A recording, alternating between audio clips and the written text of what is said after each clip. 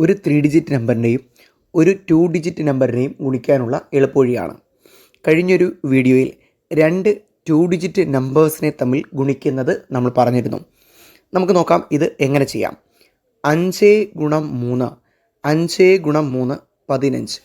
15-ന് 5 നമ്മൾ താഴെ എഴുതുന്നു, ശിഷ്ടം 1 ആക്കി മാറ്റുന്നു. അടുത്ത സ്റ്റെപ്പിൽ നമ്മൾ 2 2 ഡിജിറ്റ് നമ്പേഴ്സിനെ ഗുണിച്ചപ്പോൾ ചെയ്തതുപോലെ 3-നെയും 2-നെയും തമ്മിൽ ഗുണിക്കുന്നു, ഉത്തരം എത്രയെ 6.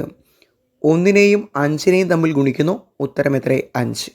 എന്നിട്ട് ഇതിൻ്റെ എല്ലാം തുകയെടുക്കണം. 6 + 5 11 + 1 എത്ര വരും? 12 എന്ന് വരുന്നതാണ്. ആ 12-ൽ 2 എഴുതുകയും 1-നെ എന്താക്കി മാറ്റുകയും വേണം? ശിഷ്ടമാക്കി മാറ്റുകയും വേണം.